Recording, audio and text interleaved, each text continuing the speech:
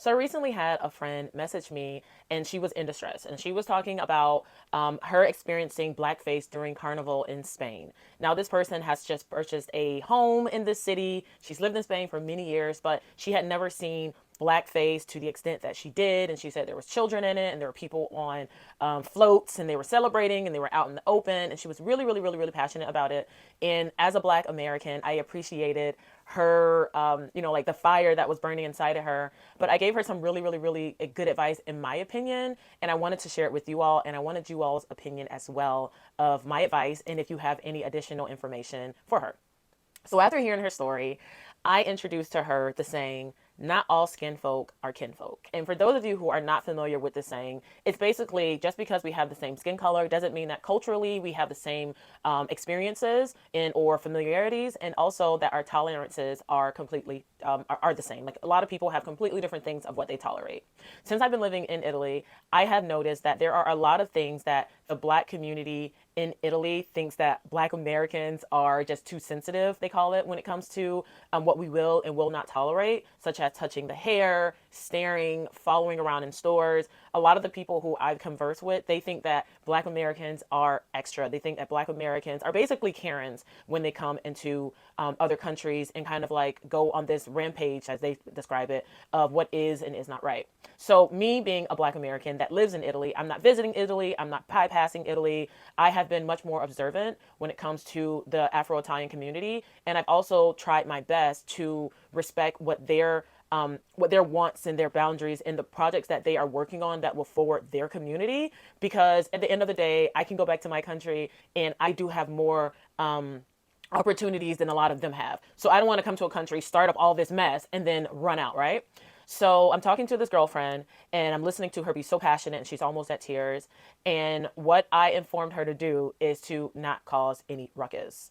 She's a guest there, one.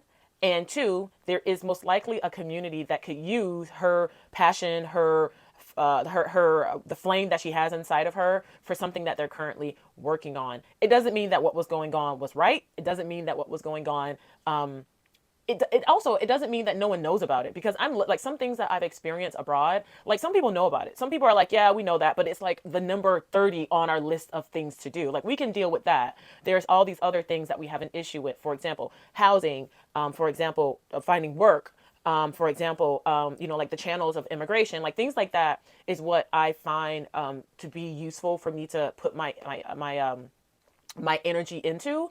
And then there's always moments of racism and or discrimination that you experience. And I honestly like to say you experience it everywhere. I see on this app on a regular basis people discussing how Italy's racist experience they had in Spain, racist experience they've had here, whatever, whatever.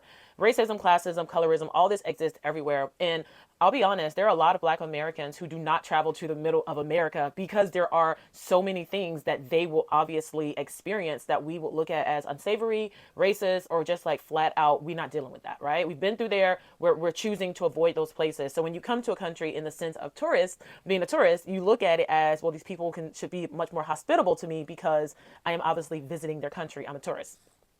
Unfortunately, it doesn't always happen that way.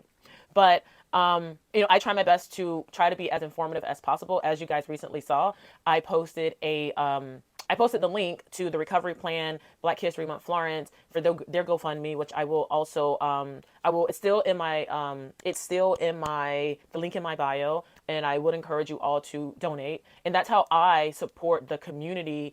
I ask them what they need because my community has fought for what we felt that we needed. And I feel that it's not proper to jump in and take the front seat in a different community. I don't claim to be Afro-Italian. I don't claim to be, I'm my ancestors in Africa. It's so far there. I'm a Black American. That is my culture. That is who I am.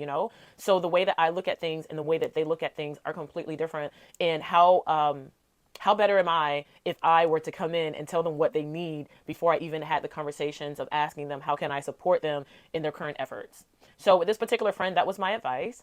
I found it to be a very I think that she really appreciated my honesty, and I didn't want to I didn't want to make it seem as if the things that she was like feeling uncomfortable about, as if it was not valid, because it 100% was valid.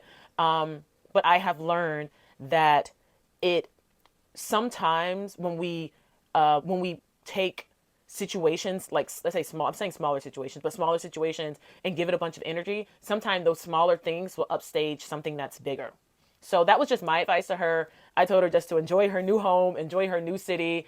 And she even stated that there were children that were there, and I'm like, sometimes this is just learned behavior, and you being a white woman, you can maybe infiltrate those particular communities and have conversations with people about why it's not okay and why it is offensive. And sometimes it's better just to enter these spaces in a very if you enter it kind of like bulldozing, sometimes people aren't so receptive to it, and they don't even take the time to listen, to get to know you, and to understand why you're doing what you're doing. So anyway, that was my take on it. I don't know what you all think. Am I right? Am I wrong? How would you all approach it? Have you ever actually lived in another country? I'm not talking about bypassing for 3 months, 4 months. I'm talking about actually having to deal with housing, with immigration. I'm not talking about you guys being an extended expat that's working remotely. I'm talking about actually living abroad and dealing with the bureaucracy that happens in other countries, and that every and anybody who's immigrating deals with. So comment down below if you have any advice, if you dealt with this. And yeah, don't forget to click the link in my bio and donate to the Recovery Plan, Black History Month Florence. They're doing great work, and I look forward to attending any events and stuff that they have this year and supporting as much as I possibly can. So that's it, guys. Ciao, ciao.